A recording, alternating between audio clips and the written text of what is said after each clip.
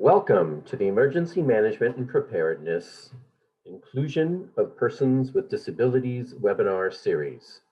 I'm Louis Krause from the Pacific ADA Center, your moderator for this series. This series of webinars is brought to you by the Pacific ADA Center on behalf of the ADA National Network. The ADA National Network is made up of 10 regional centers that are federally funded to provide training, technical assistance, and other information as needed on the Americans with Disabilities Act. You can reach your regional ADA center by dialing 1-800-949-4232.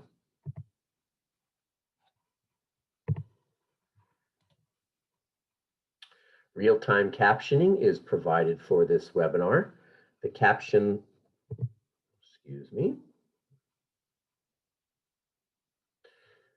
screen can be accessed by choosing the CC icon in the meeting control toolbar.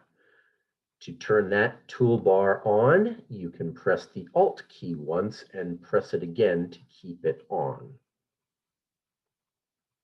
As always in our sessions, only the speakers will have audio.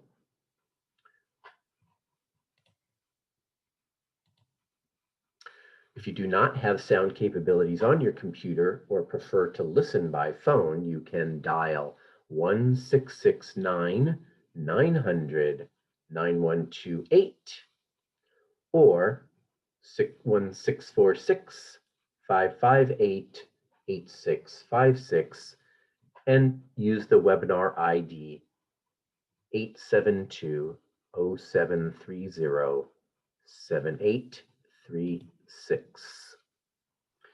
And just a reminder, pardon me, that this webinar is being recorded and will be able to be accessed in the ADA presentations archive in the emergency management section next week.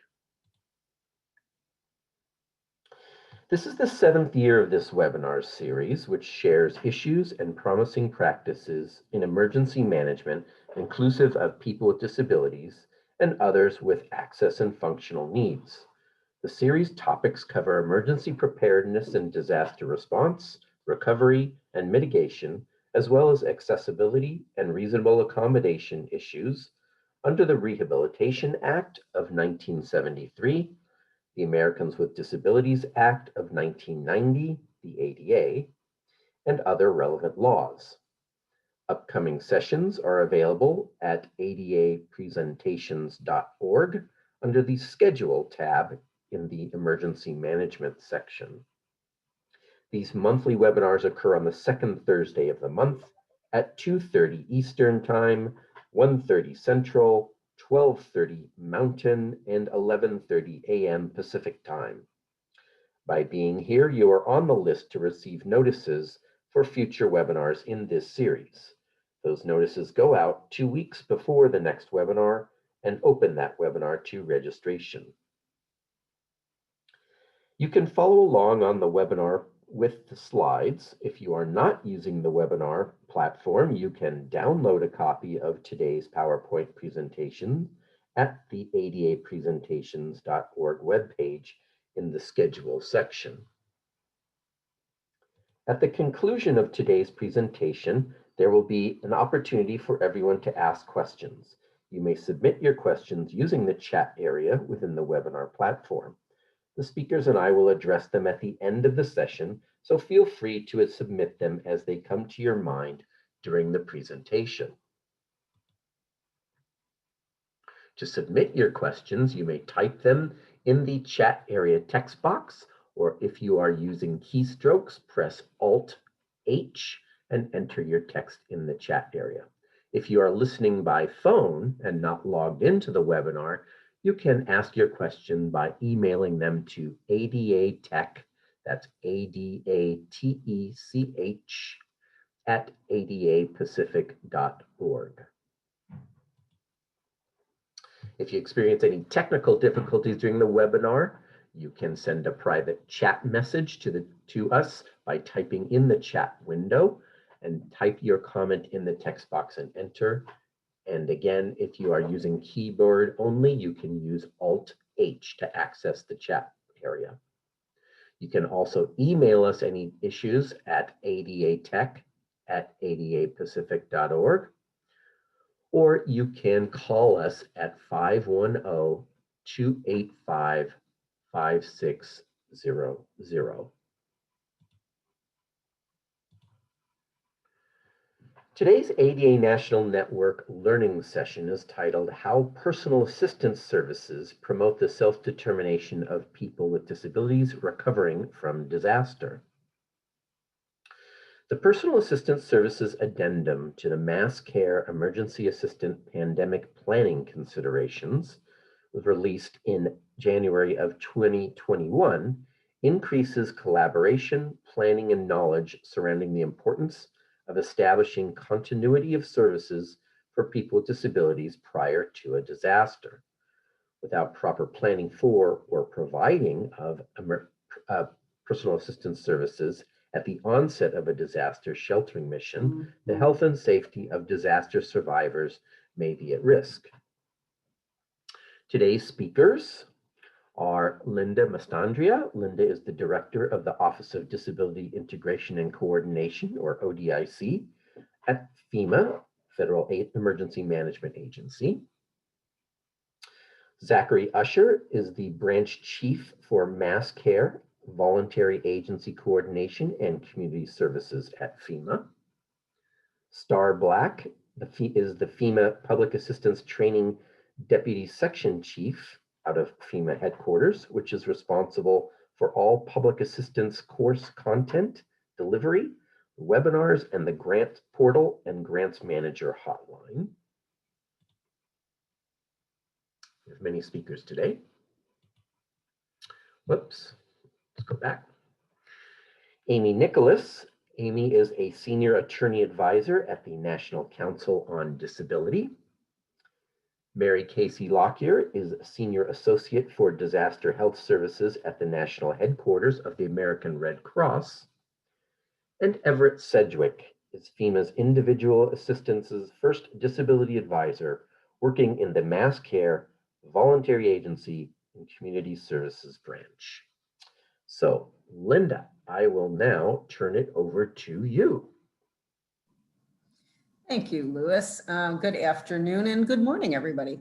My name is Linda Mastandrea, and as you've heard, I am the Director of FEMA's Office of Disability Integration and Coordination, and it's really great to be here today. And I'd first, of course, like to thank the Pacific ADA Center and the ADA National Network for hosting this very important session on how personal assistance services promote the determination of people with disabilities recovering from disaster.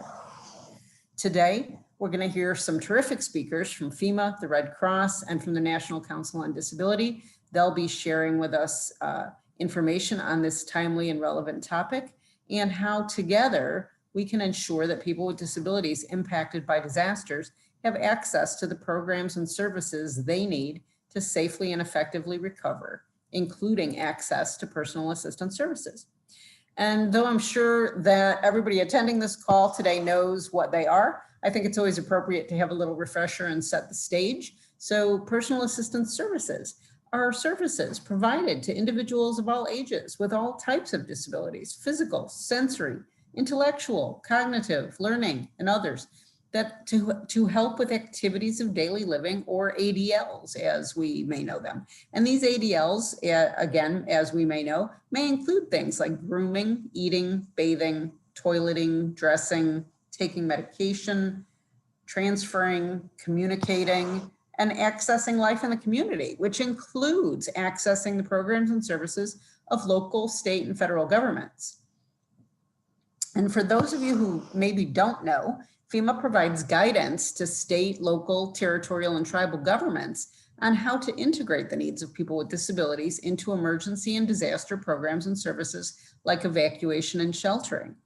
And over the last year and a half, we understood that in the midst of a pandemic, the usual way of doing business wasn't necessarily going to work. So FEMA created a mass care and emergency assistance pandemic planning considerations guide, which I'm sure you're going to hear more about later on in the presentation. But for our purposes here today, the most important piece of that is this. In early 2021, FEMA created and released a Personal Assistance Services Addendum to that original planning guide, specifically to provide guidance to our state and local government partners on how to meet the needs of people with disabilities for personal assistance services who've been impacted by disaster. And as you've already heard, I'm joined here today by my FEMA colleagues from individual assistance and public assistance, and also colleagues from the American Red Cross and the National Council on Disability. And they're going to be sharing with you information on the Mass Care Planning Guidance, the Personal Assistance Services Addendum, and how this guidance is helping our partners at all levels of government meet the needs of people with disabilities in their communities who've been impacted by disasters, and as a result, reducing health and safety risks and improving outcomes. And you're going to be hearing from representatives of the National Council on Disability and the American Red Cross, who are going to be providing us with real-world examples of how critical personal assistance services are to the well-being and independence of people with disabilities who are affected by disasters. So without further ado, let's get started, and I'm going to turn it over to Zachary Usher from FEMA. Thank you. Thank you, Linda. Really appreciate the introduction, and to Louis and the team at the center. Really appreciate the chance to join and present this information with you all today. This is, as Linda noted, there's been, I think, throughout the emergency management community, a tremendous amount of contemplation and reinvention in some ways of how we need to deliver services in the midst of what we've been facing with COVID-19 and the COVID pandemic.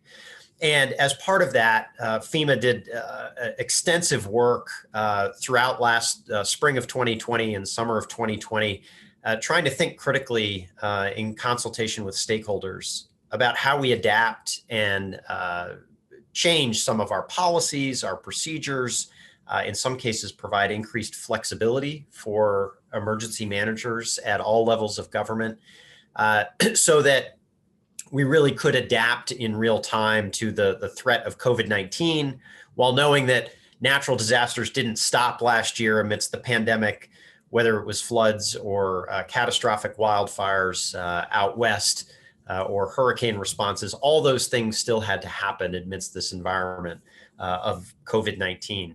And so what you're going to hear about a bit over the next hour or so is not entirely focused on personal assistance services in a pandemic environment, but rather the importance of planning well in advance for any delivery of mass care, and in particular sheltering. So that's what we'll talk about over the next hour or so.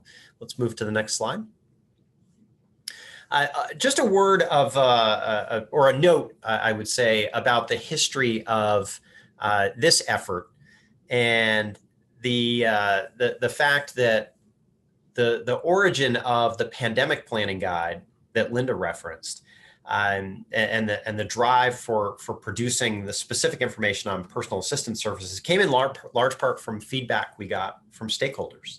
And one of those key stakeholders is our partners at the National Council on Disabilities, who, as we began to think early last year in 2020 about the need to adapt and change some of our policies and procedures, helped us to engage with disability-related organizations who had some feedback for us on areas where they had concerns, areas that they felt additional clarification or technical guidance was needed.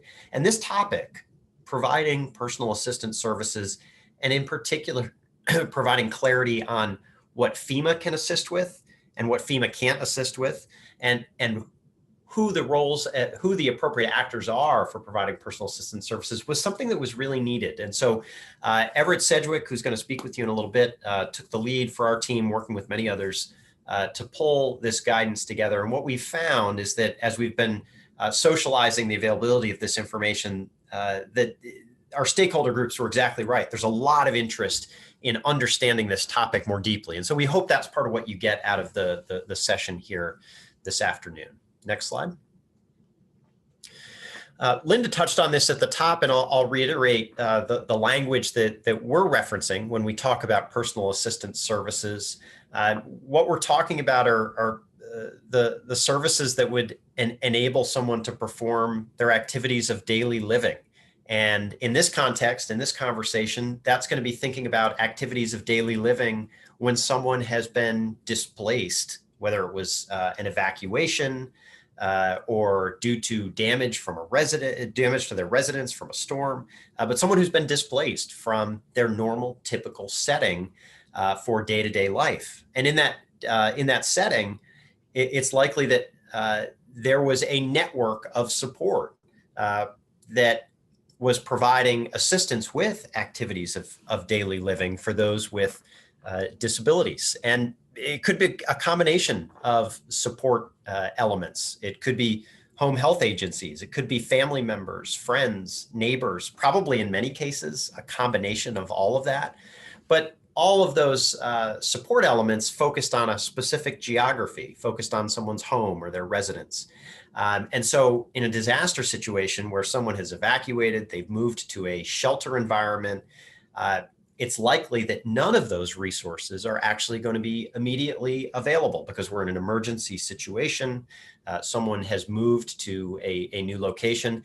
And so there's an obligation for those of us that are planning emergency management functions to think in advance and to contemplate this reality in advance, that those with disabilities who are going to require sheltering are going to be separated from the typical network that they rely on for activities of daily living. Next slide.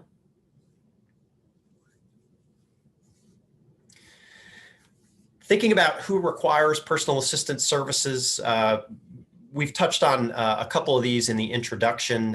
What I want to highlight is thinking about individuals who perhaps would not even consider themselves as having a disability, but in activities of daily living absolutely need personal assistance from friends, family members, or others.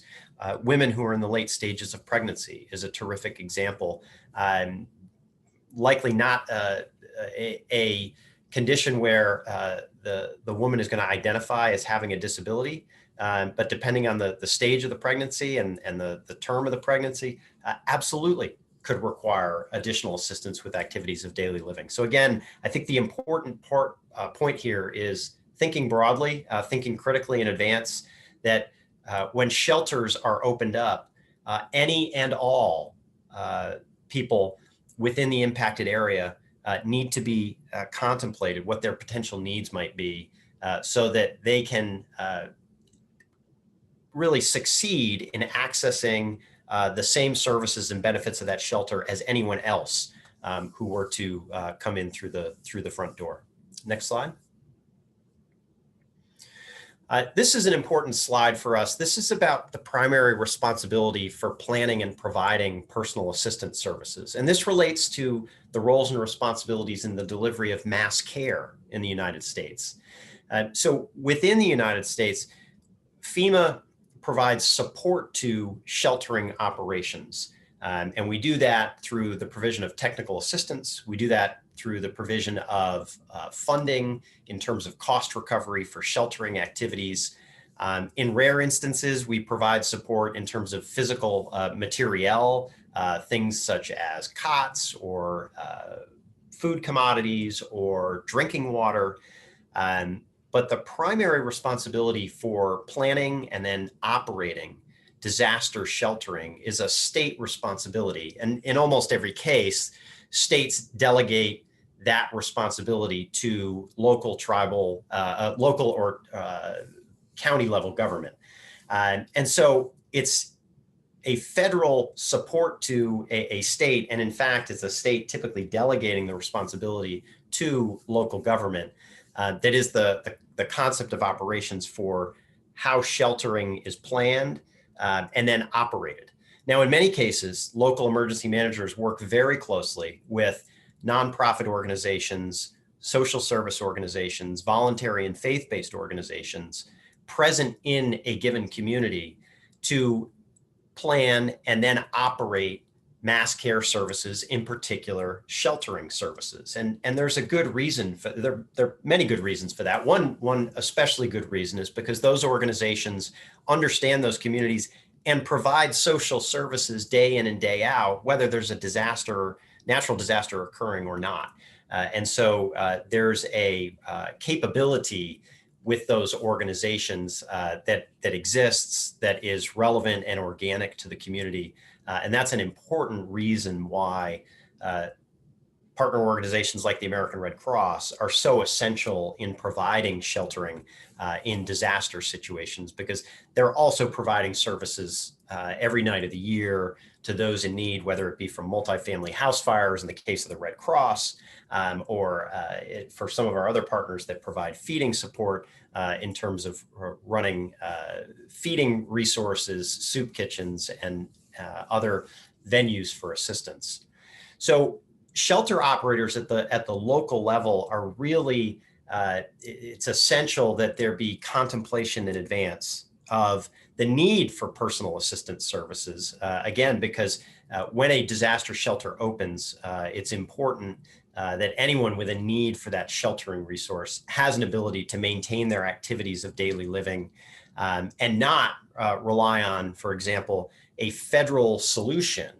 There are some federal capabilities in terms of providing personal assistance services in that we have some contingency contracting capability, but that contracting capability will never be delivered in time to support an evacuation shelter or in the days immediately after an event.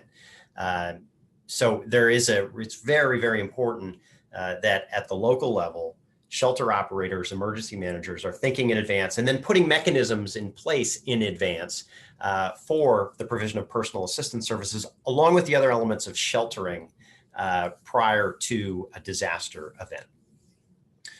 So we can move on to the next slide. And with that, I'm going to hand the virtual microphone over to my colleague, Everett Sedgwick, who is our Disability Integration Advisor within the Individual Assistance Division. Everett's going to touch on the impacts of not providing personal assistance services. And Everett, with that, over to you.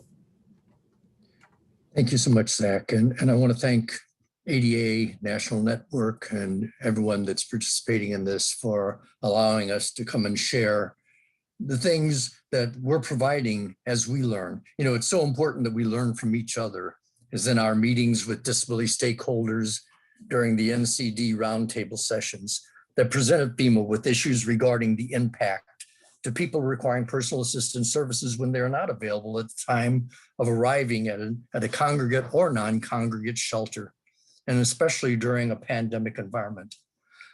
The high risk for persons requiring personal assistance services, if these services are not provided, and the consequences of the absence of these services are persons who normally maintain their independence, who live in our communities, would be sent to nursing homes and lose their hard-fought for independence.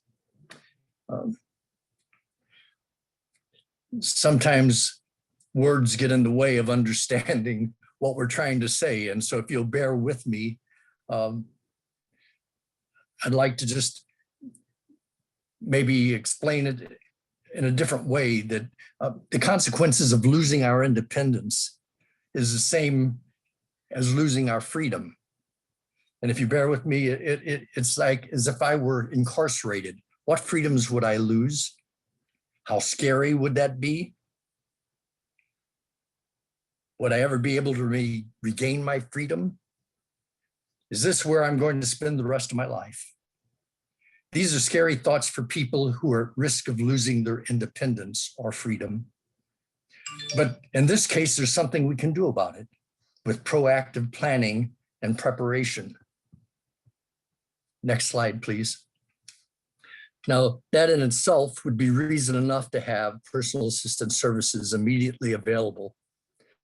But even a greater need when we know that there has been a disproportionate number of deaths from COVID-19 in nursing home facilities.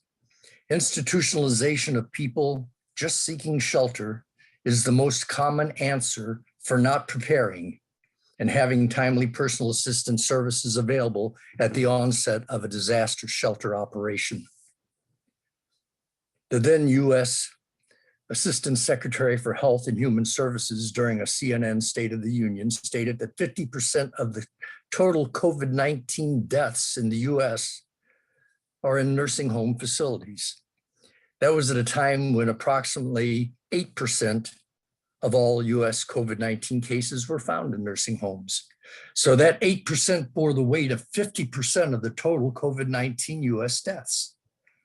Too often in the wake of a disaster, persons seeking shelter who require PAS are transferred to long-term care facilities because personal assistance service is just not available. If PAS are not planned for and provided on the onset of a disaster shelter operation, lives of many will be at risk. We know that the occurrence rate is going down. The numbers of deaths are receding, but the risks are still real, and so is the fear of institutionalization.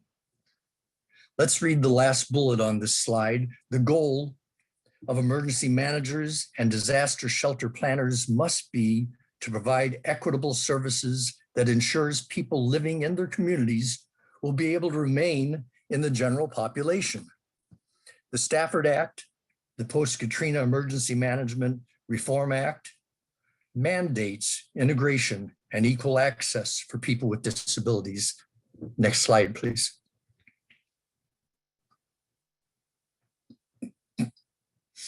So, what can FEMA do? Is FEMA a first responder? No, that obligation belongs to local governments, states, tribes, and territories. Does FEMA provide personal assistance services contract?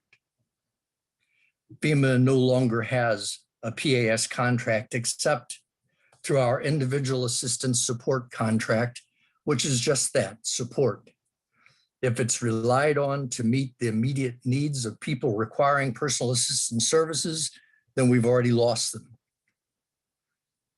Personal assistance services are extremely important in maintaining the independence of people with disabilities requiring the support of a caregiver that provides activities of daily living, daily,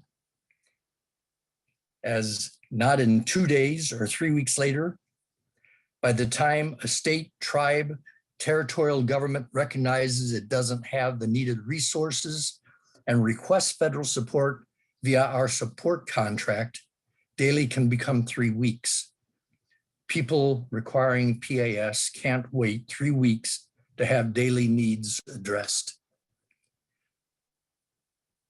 In addition to the individual assistance support contract, FEMA also provides technical assistance and guidance, such as the Personal Assistance Services Addendum, which provides guidance, legal responsibility, and promising practices for emergency managers and shelter planners, who are the initial responders.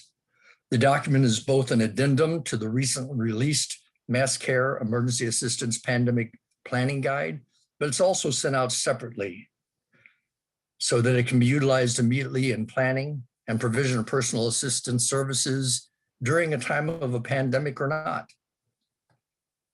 Like any federal document, it's been vetted, it's been approved by all the necessary internal and external offices and agencies. It's been forwarded to regions, states, tribes, and territories, providing language that ensures that it is understood that we have a legal and ethical obligation to protect all disaster survivors. I believe the addendum was included in the invitation to this webinar. If not, we'll be sure that it is made available to you. Before we go on to the next slide, I'd like to, if I can, personalize the people for whom the addendum was developed by sharing real life experience. And the story of this lady I'm going to speak of has been spoken of on numerous occasions, but I want to go back to the aftermath of Katrina. A woman was evacuated to the Astrodome, which was a mega shelter. She was an independent businesswoman who worked hard to be successful and own her own home. I didn't mention that she was paralyzed and required assistance that wasn't available. It wasn't available whenever she arrived to the shelter. And there she sat in her chair for 3 days. And with no one to provide assistance, she sat in her own waste. She was emotionally and physically devastated until pressure point sores and had developed and became infected. When assistance was finally provided, it was to have her hospitalized, and she was in serious condition. From the hospital, she was sent to recover in a nursing home where she stayed for 3 years. 3 years, she lost her business, she lost her home, she lost her independence. And after 3 years, even the chance to register for disaster assistance is lost.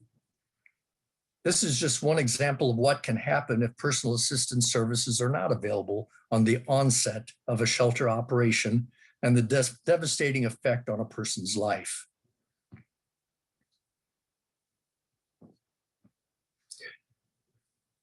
It's one thing for me to describe a story of what's happened to someone else, but it's more poignant whenever a person who faces some of these fears of losing independence is able to share from their perspective. So I'm going to step back, and I want to allow Amy Nicholas.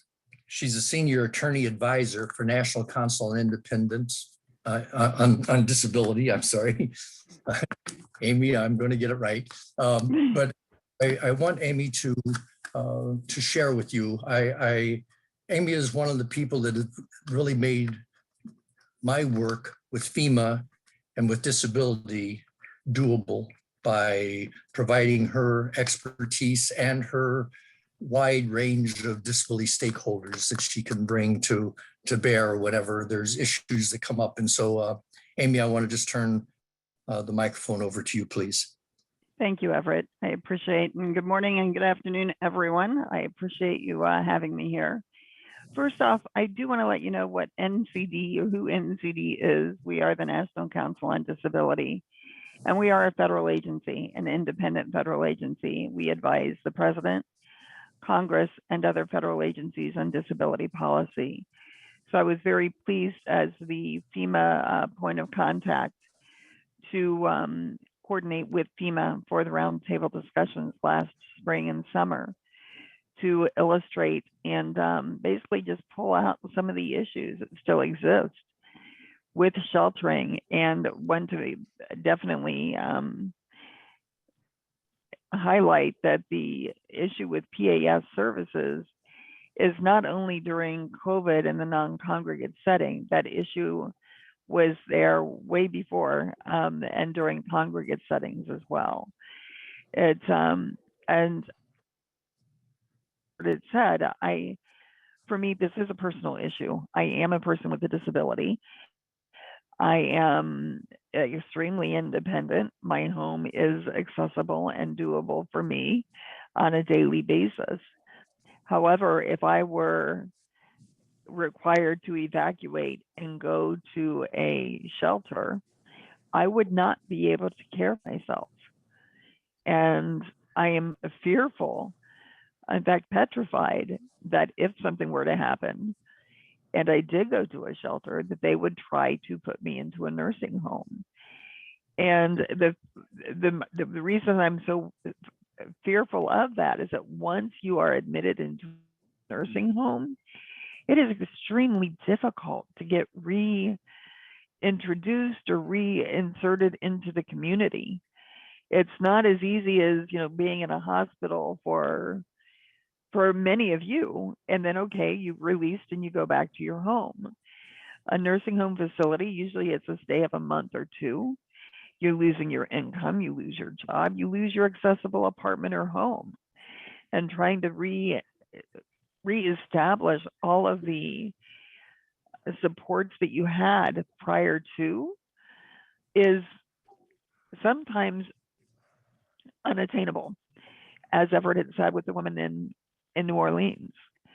It's so as we mentioned, I mean, it is a morally and legally, as SLTTs, you are required to provide physician assistance service, personal assistance PAS services at the get-go. It's not something that you should wait and see if somebody shows up and needs it. It is something that should be established just as you're planning your shelter. As simple as how food's going to be delivered.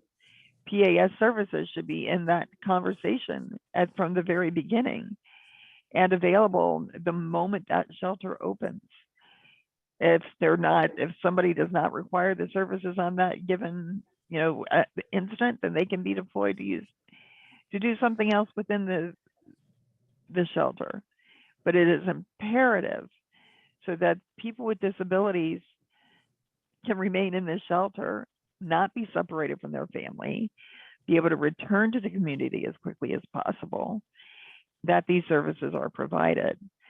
And as we mentioned, it's a legal requirement as well. In 2007, DOJ instructed state and local governments in their ADA best practices toolkit that the ADA requires people with disabilities to be accommodated in the most integrated setting appropriate to their needs and the disability-related needs of people who are not medically fragile can be met in a mass care shelter. So people with disabilities should be housed with their families, their friends and neighbors in mass care shelters and not be diverted to whether it be a special needs shelter or to nursing homes. NCD elaborated on that point in a 2019 report called Preserving Our Freedom, Ending Institutionalization of People with Disabilities During and After Disasters, in which we talked about the lack of PAS and how that does lead to the institutionalization of people with disabilities. So if I can leave you with anything today, is the ever-growing importance of having PAS available. I know as at the SLTT level that you probably didn't know until this point what happens to people with disabilities when they show up at a shelter and the services they require are not available. Now you do. So I just hope that you can work together with the disability community, reach out to the disability stakeholders within your local community. They are the experts at providing PAS and can help assist and work with you to make sure that those services are available at your shelters as needed. And at that, I'll hand it back over to Everett. Amy, thank you so very much again. I really appreciate you giving up time. For those that don't know, Amy is on vacation right now, but she stepped away from family and her time away from work to be able to provide this information. So it's truly appreciated, Amy, and I do thank you. So we do a lot of planning using numbers and statistics, and as much as it confuses me a lot of times, I get it. But we must always remember that our decisions and planning efforts affect the lives of real people who depend on us, emergency managers, shelter planners, disability stakeholders, to provide equitable and fair services across the board. Next slide, please. What is a state, local, territorial, tribal role in planning for provisions of PAS? To prepare for continuity and service provision prior to a disaster to avoid unnecessary or unjustified institutionalization of people with disabilities. I'm going to read from the slide that What are the obligations of the old Olmstead Act? It ruled that the integration mandate of Title II of the Americans with Disabilities Act requires public agencies to provide services in the most integrated setting appropriate to the needs of qualified individuals with disabilities. And people with disabilities have a qualified right to receive state-funded support and services in the community rather than institutions. Next slide, please.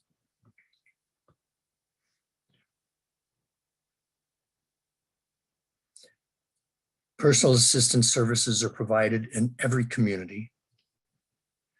But if you are a shelter planner or emergency manager and you don't know where to find these services, there are community-based organizations providing or advising on PAS. Some of them may be in this, and I'm sure that they're in this engagement session now. And some of them, for instance, are the Centers for Independent Living, home health agencies, respite providers, mental health organizations, developmental disability organizations, agencies on aging, advocacy groups, medical or vocational service agencies, faith-based organizations, local houses of worship, voluntary agencies, American Red Cross chapters. And let's not forget the regional disability integration specialists from FEMA and their reach to state and local disability stakeholders. But going back to American Red Cross, we're very fortunate today to have Mary Casey Lockyer join us.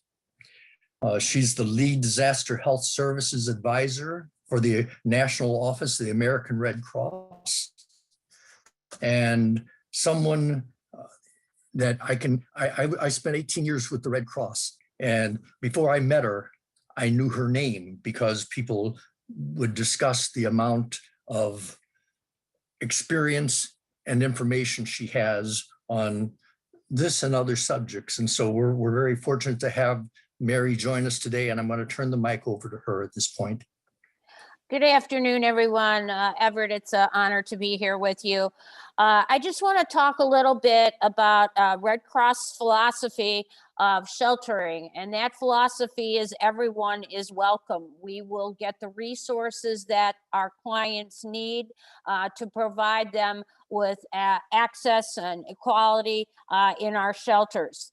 I will add that Red Cross does plan for personal assistance services, but just like FEMA, it takes time to activate those plans. So it's very, very important to plan ahead.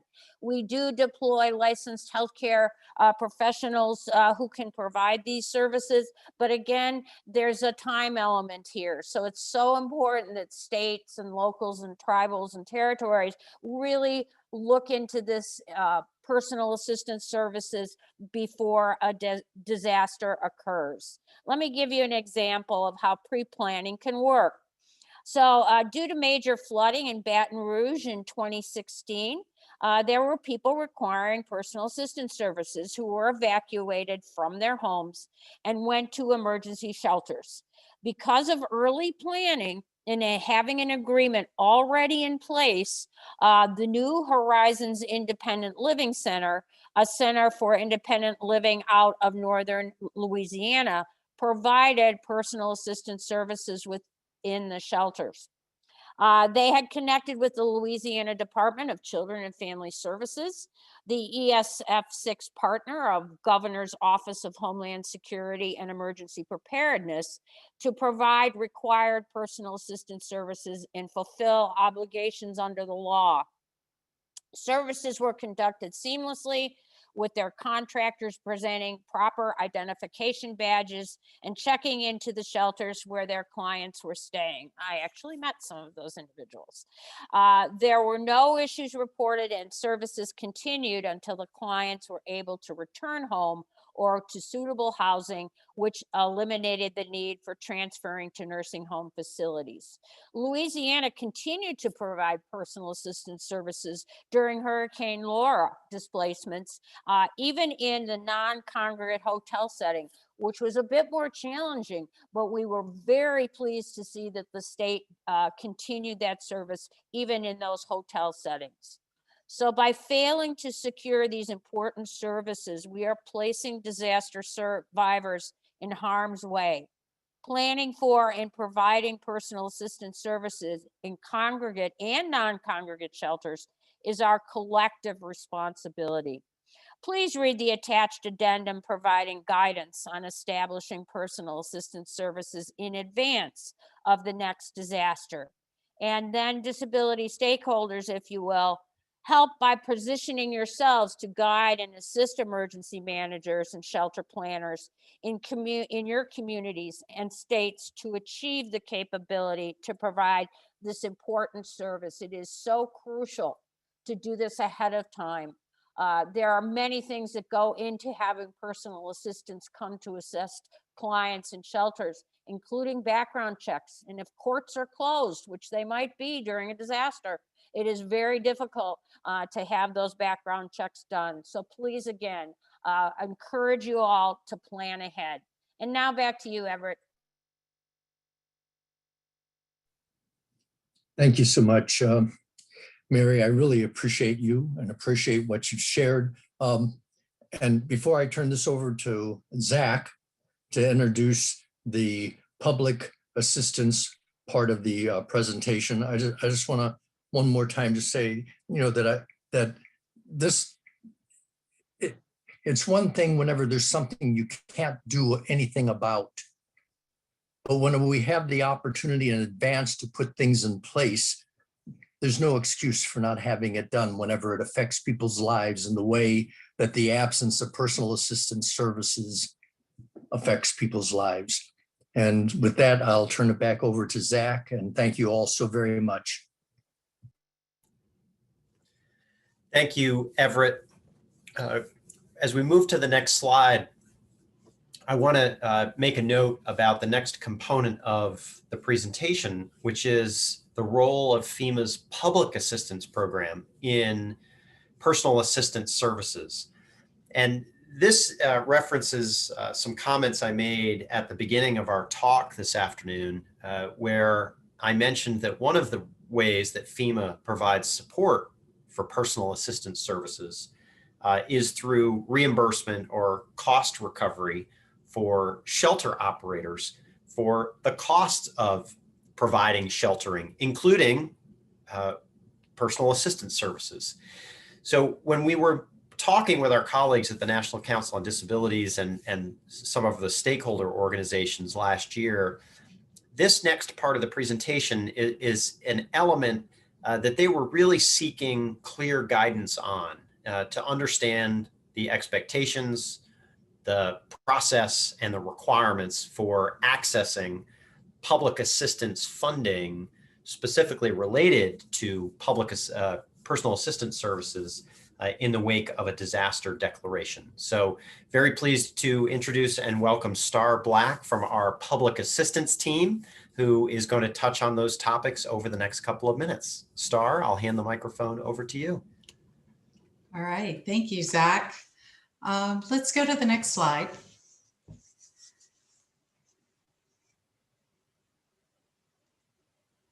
Perfect. Okay, so now you basically have your pre-planning. You've got those folks in place. So how, as Zach was mentioning, how does public assistance play a role in this? And where can you find the actual documentation of what's even available for personal assistance services? We have a fabulous publication. It's called the Public Assistance Program and Policy Guide. Now, because it's FEMA, we always like to use an acronym. So you will hear me refer to it as the Papa G.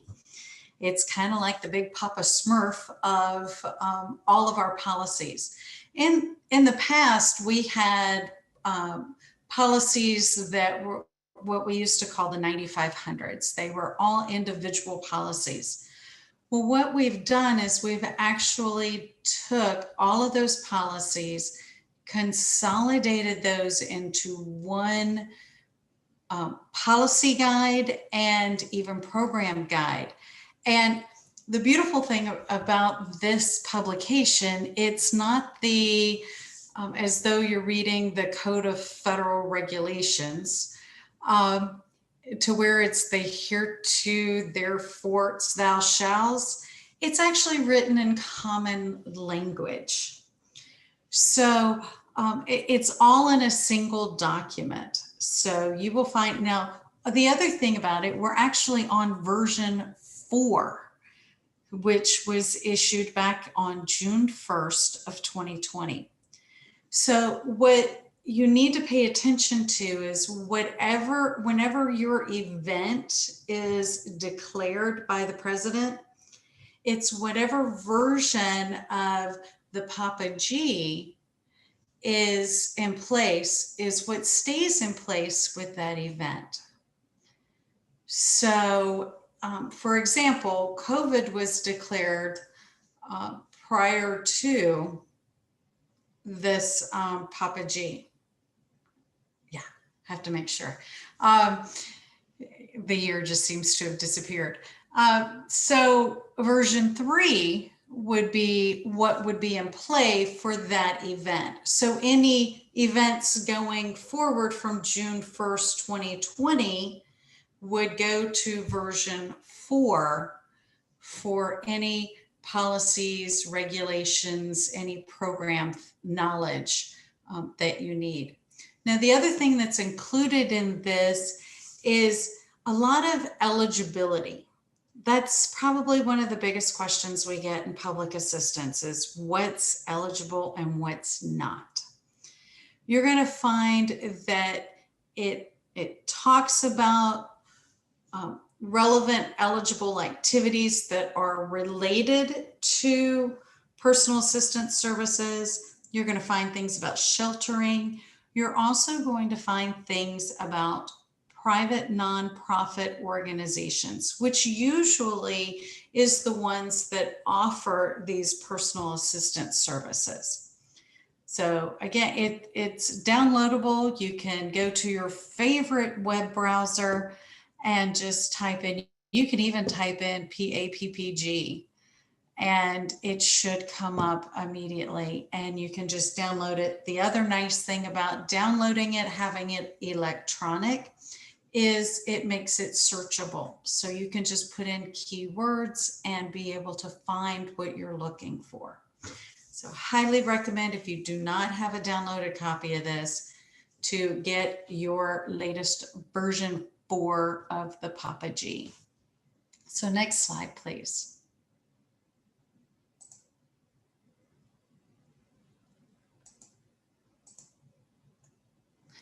Okay, so how does public assistance support personal assistance services? FEMA, on the PA side, we reimburse the state, the local, the tribal, and the territories, or as you've heard before, the SLTT. And we do that for what we call emergency protective measures. We have several categories of work, and sheltering operations actually falls into what we call category B work, or emergency protective measures. And that actually falls in under emergency work. So sheltering is part of our category B emergency protective measures. So this entity is managed through the PA grant process, and you're going to hear in public assistance, we use a software called Grants Portal.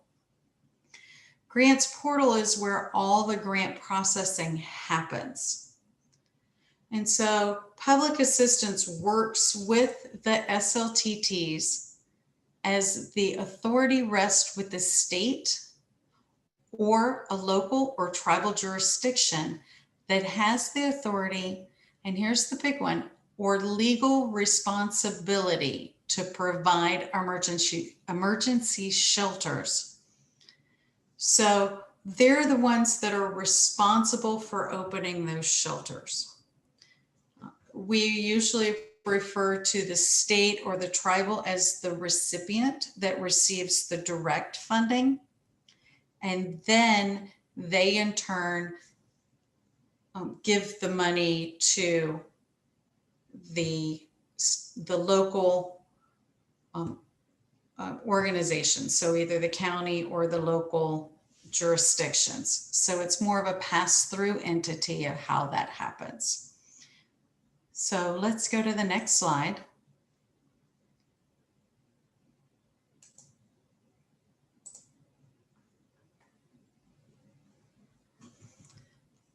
So private nonprofits, they're often the PAS providers.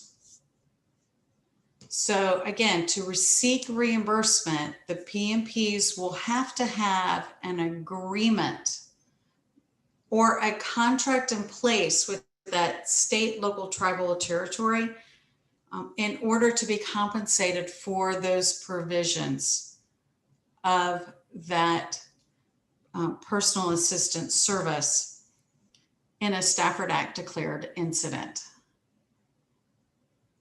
So again, if you could go ahead and change to the next slide. There we go. So support for disability access to the PAS, again, it can be found in our PAPA G, the PA Program and Policy Guide, version 4. Make sure it's the effective one as of June 1st of 2020. So let's move to the next slide, please. So let's take a closer look at how does, the PA policy, how does it relate to those accessible facilities and that personal assistance service? So funding for personal assistance services, again, as it's described in the PA policy, it's emergency work. We actually have two different types of work. We have emergency work and permanent work. But sheltering operations, as I mentioned, is emergency work. And specifically that category B, which is an emergency protective measure. Now, why is that important?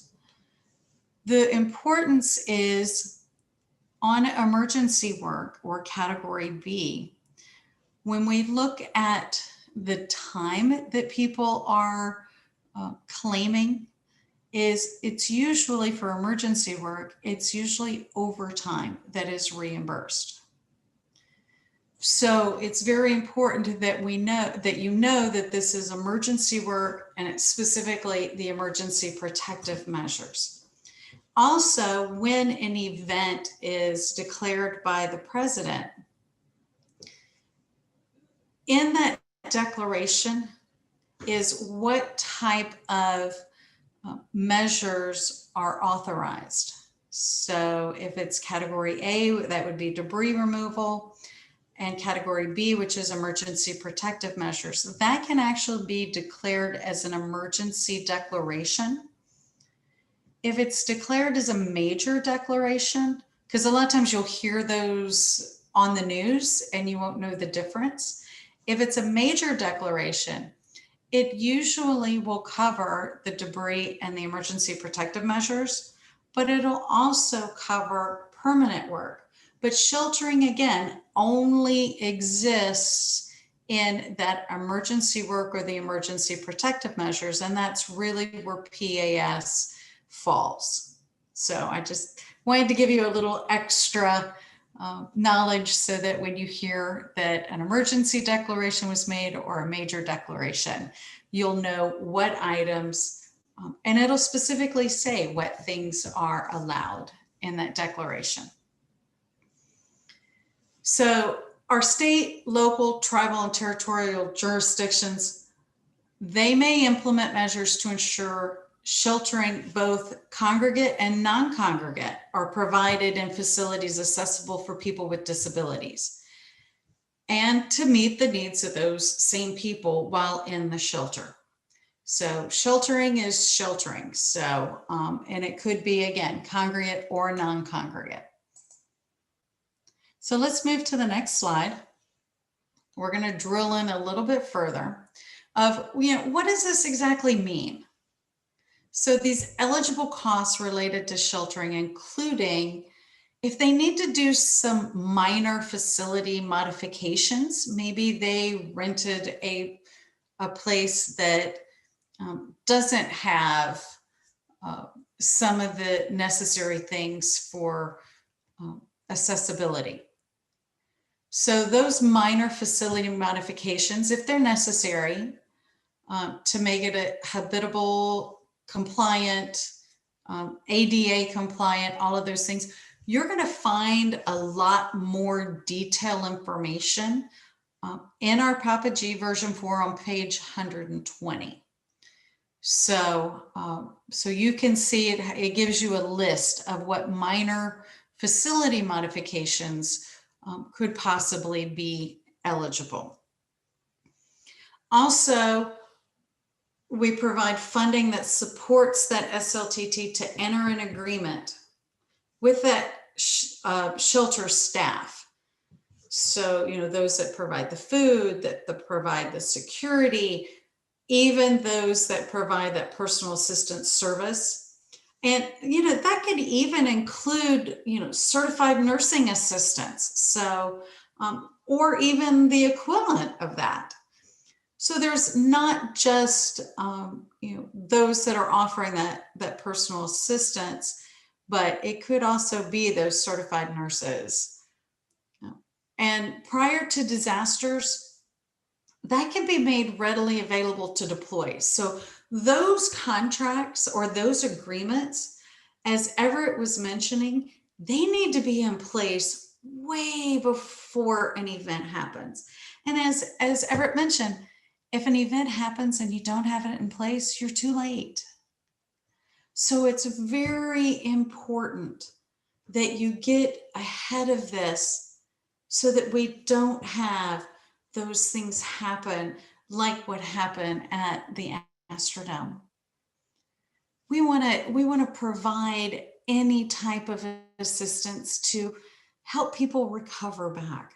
So pre-think this one. Have these contracts in place prior to, have these agreements that when we have to open a shelter, that we can call on this group or this group. So have those agreements there and ready. So you're not waiting a day, a week, a month for those things to happen.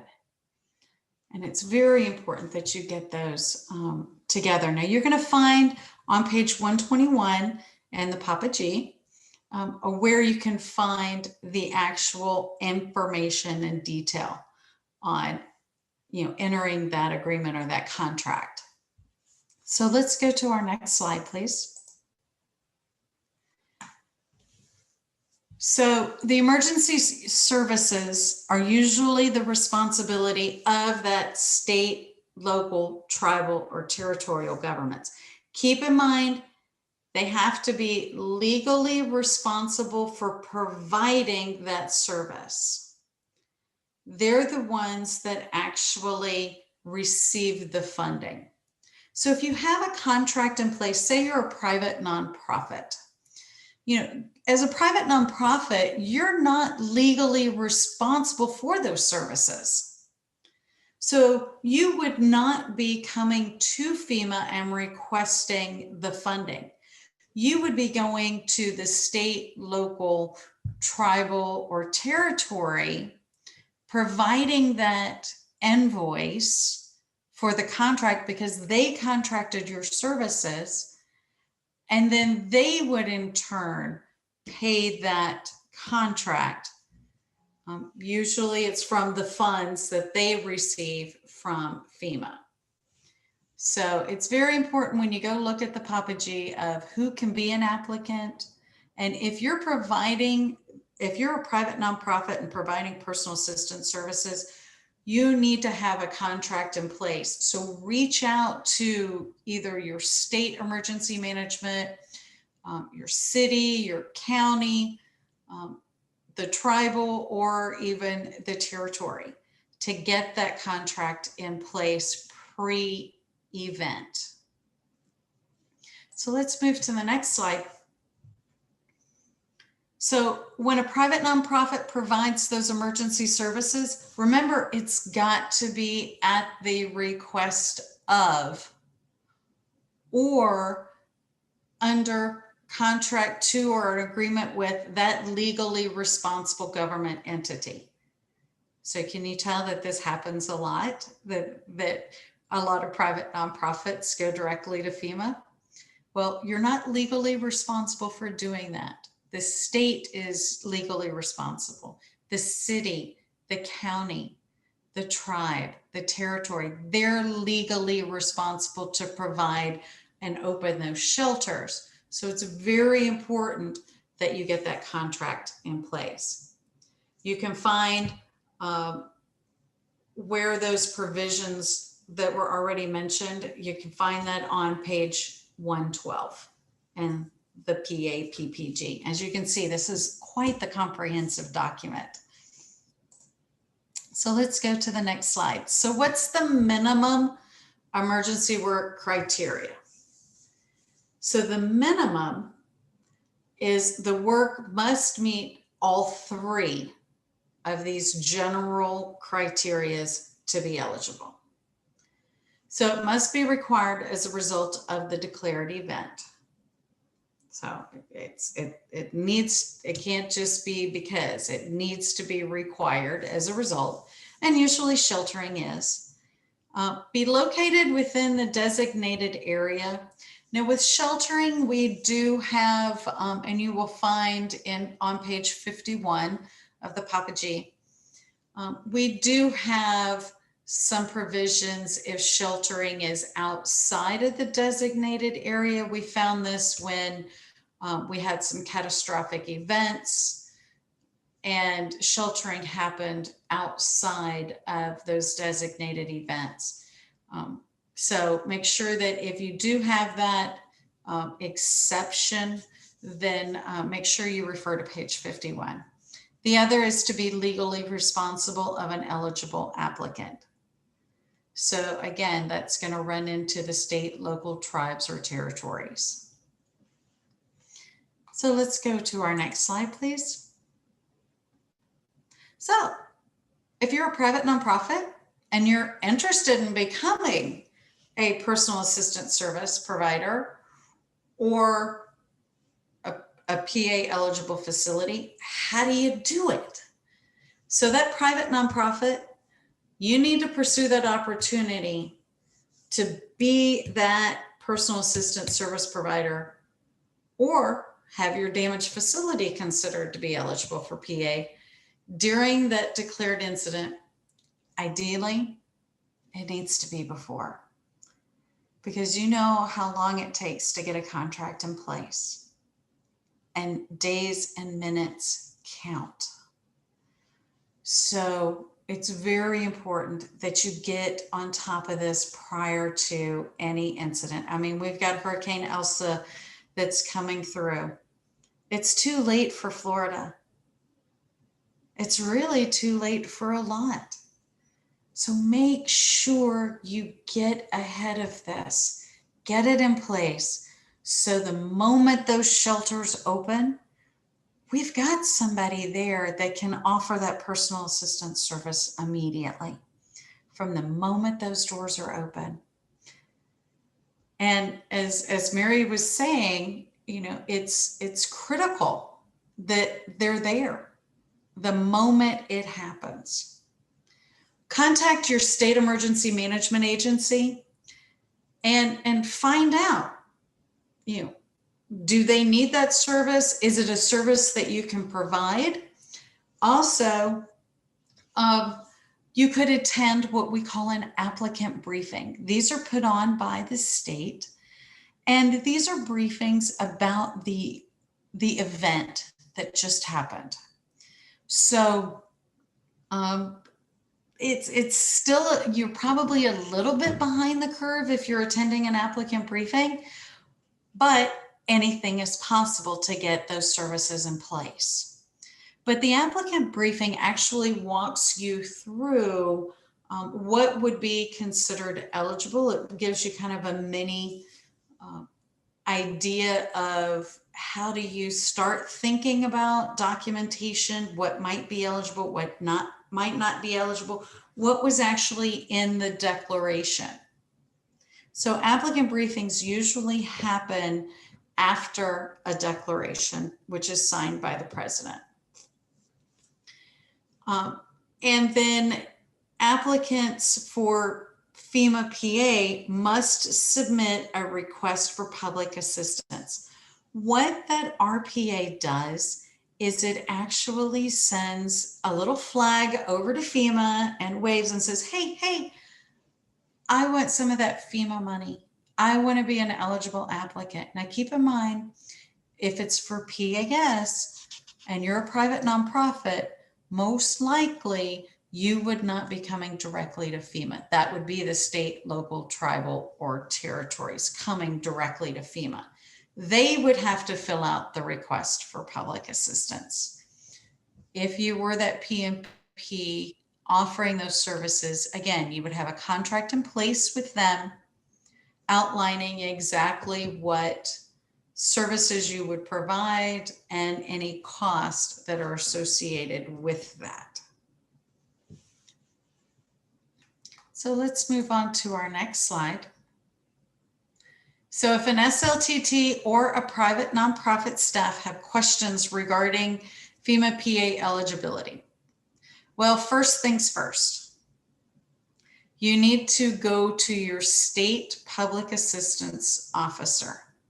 Now you might be thinking, where do I find that information? Look up your state emergency management office.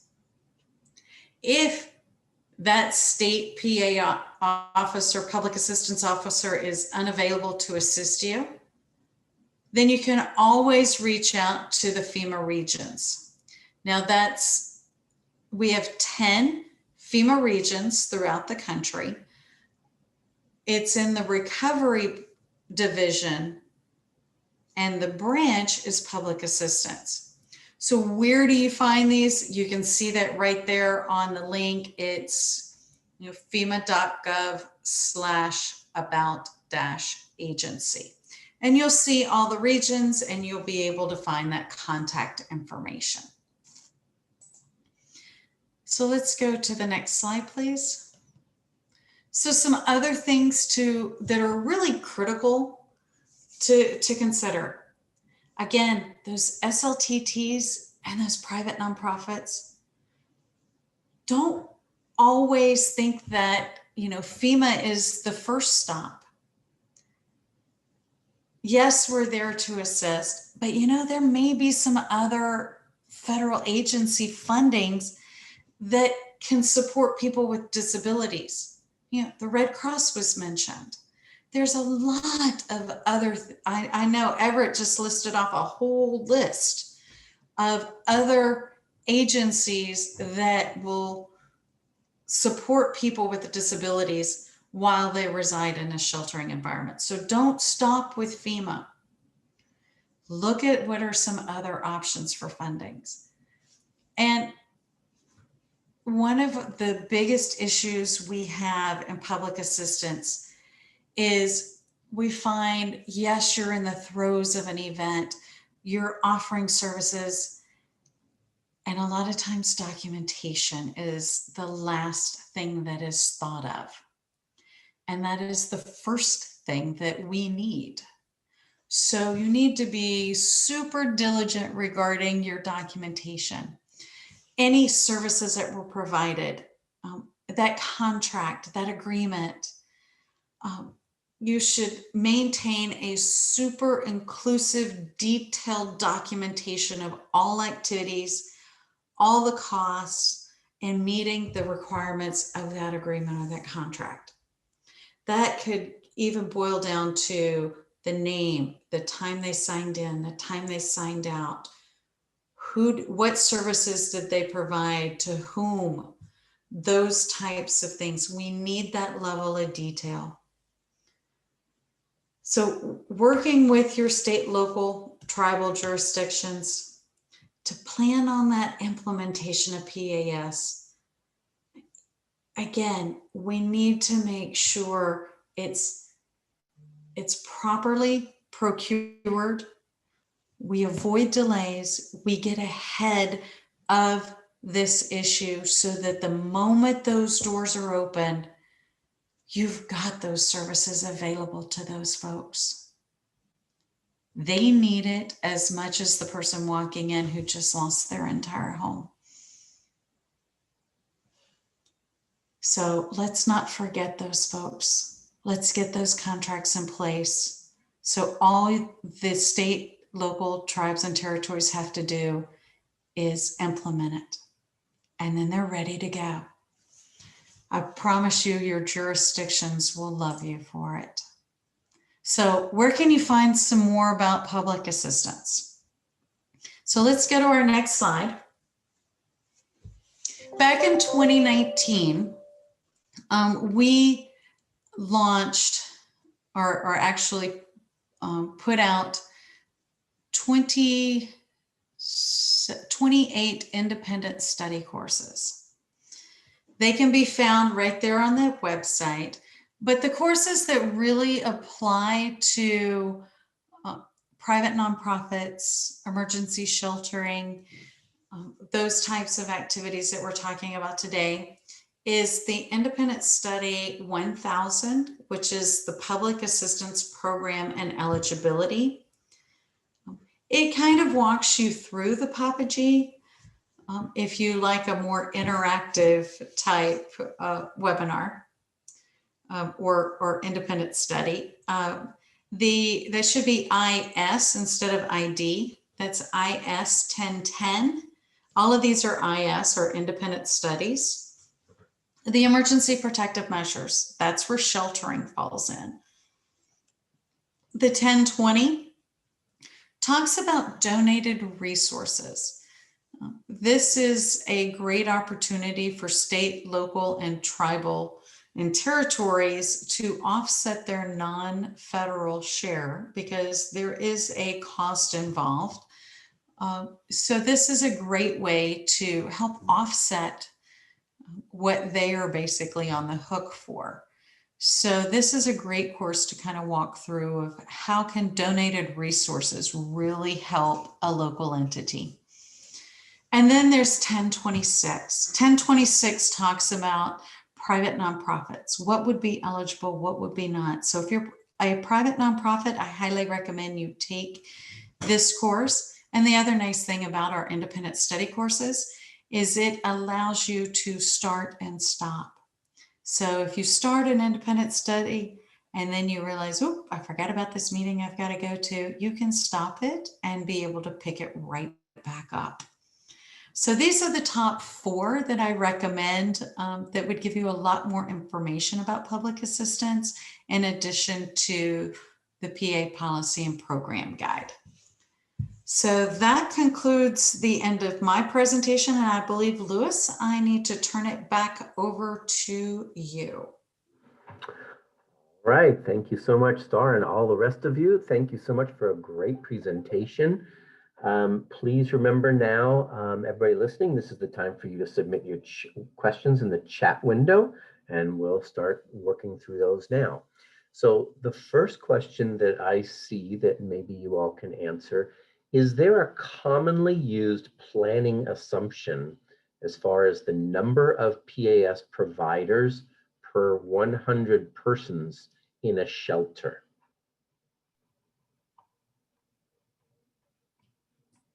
Well, this is Everett, and I will start to give an answer. And if anybody else from the group wants to join in, please do. But it's so hard to come up with an exact number or prescribed number because it's according to what the need is and how much time will need to be invested to the person that's requiring the personal assistance services. So let's say if you're in a mega shelter and you have 5 people that And as far as 5 personal assistance service workers, and you have 15 people who require those services, more than likely that staff of people would be able to handle, because it doesn't have to usually be one-on-one in a setting where that you're so close to where the other individuals may be. And so you can provide food and change of clothing, or do a service to one and then move to somebody else. But in a setting like with a non-congregate setting, where you may have 2 people in one hotel and 2 miles down the road you have another, then it's an altogether different consideration on how to plan and how to have the appropriate numbers of staff available. My consideration would be shoot high and cut back if it's not needed, rather than go in with a limited number and find that it's not enough to provide the services that are required. I don't think that really helped you a whole lot, but I hope it gets the idea of how you need to think about it. Everett, it's Mary. One thing from Red Cross, I can give you an example. We had the shelter in Baton Rouge, and there were about between 1,300 and 1,500 people there. And I believe that the state of Louisiana provided 5 or 6, I would think it was 6, personal assistant services personnel. I do agree that the non-congregate setting is different. And it depends on whether a person needs 24/7 care or assistance with just 1 time a day bathing or grooming, etc. It really does depend on the need. I will tell you though, for those who are planning, and we've done this, if you are contracting personal assistance services, there is sometimes the agency that provides these services wants more than just a few days of work. The people that they hire want more than just a few days. So there are some challenges around contracting for these services, and you really need to work through all those challenges. Like, does the personal assistant need someone to report to rather than just going to the client? All of this is important to know. Do they have to have a site inspection? If you're in a congregate setting, sometimes they have to have a site inspection, and that needs to be done. And so when you're contracting, you need to understand what the requirements are from the agency who's going to provide the personnel. Just some thoughts. All right, thank you. Someone wanted a clarification on slide 26, so if we can back up to slide 26. And the question, while that's going, the question was, does that include to evacuation shelters outside of the designated area? I believe I did cover that, but I also have Mark Tensman from our policy group available to answer any additional questions. Thanks, Star. And I'll just offer a clarification on that point. So when a state, tribe, or territory receives a presidential declaration, emergency or major disaster for this purpose, and it really applies more to states because they have multiple counties or parishes. And so I'll just take Louisiana as an example because I've spent quite a bit of time there over the years. There are 12 coastal parishes that actually border on the Gulf. And so those parishes might be the ones declared for public assistance. But there's a whole nother tier of parishes north of there that weren't included in the declaration, but sheltering or evacuation of people, disaster survivors, to those other counties would be covered in that state. What wouldn't be eligible is evacuating people over to Texas if Texas doesn't have an agreement with Louisiana to provide services, because Texas doesn't have a declaration in that example. Hope that helps. All right, thank you so much. Next question. I am from a local level SLTT. We contract with Red Cross for shelter.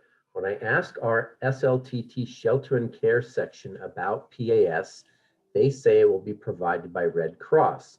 My question to the panelists is, what do you recommend for inclusion in the SLTT's emergency operations plan beyond contracting with Red Cross? For example, is it your recommendation that the SLTT have their own contracts in place for PAS, even when they have a contract with Red Cross to provide those services?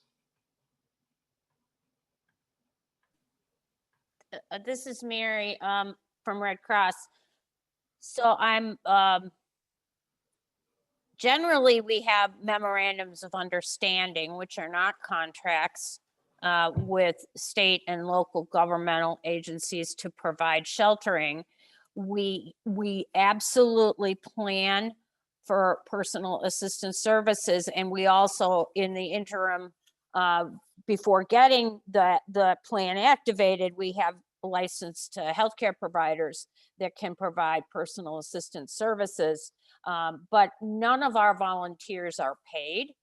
And so I don't know that the state wouldn't be paying for those services. So I'm a little confused on the word contract. I don't know, Mark, if you can comment on that.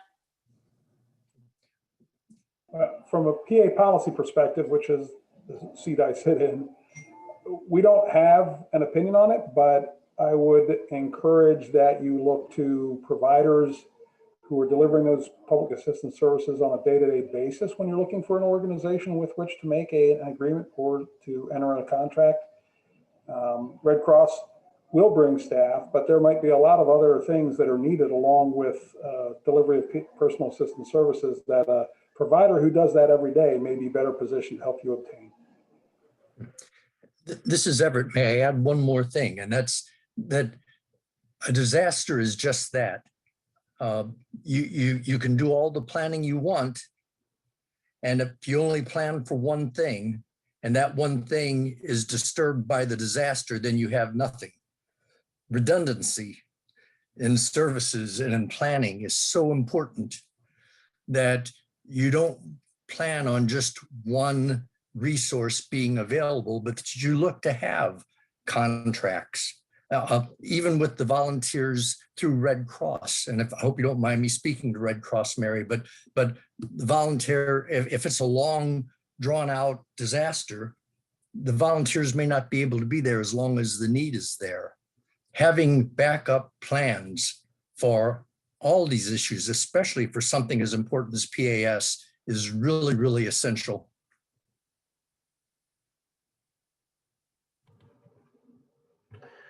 All right, and I think we'll be able to take one more question here.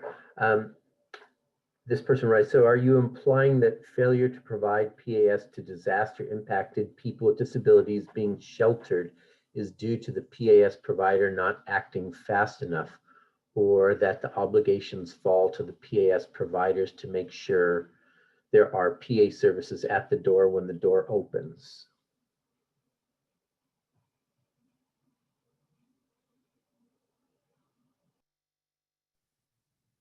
Okay, this is Everett. Help me to understand what was being asked. Yeah, you want me to repeat it? Would you please?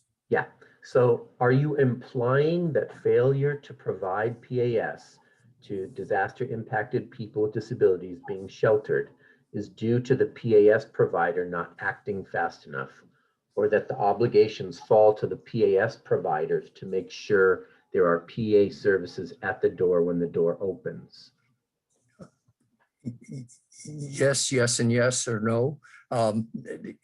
Having people in advance, having a plan in place ahead of time and people there as the door is open, I believe is essential, especially for the person that comes in that needs it when it's not there. But on the other hand, if you can have a really good resource, but if that resource is not available when the door is open because of the disaster or because of any other reason, then you have no plan. the idea is to make sure that you have more than one contingency, more than one thing in place to draw off of in case the one that you're depending on isn't available. So I'm just, that was what the purpose of what I had said earlier was, that you want to make sure that it's there available right away. If it's not, you need to have another plan in place to make sure that it can be taken care of until that situation is either dealt with or until there's time for reaching out to other resources like FEMA. That's going to take a while before we can have a contract in place. All right, we'll have to leave it there just to respect everybody's time, because we've hit our time limit. And so we realize that some of you may still have questions for our speakers, and apologize if you did not get the chance to ask your question.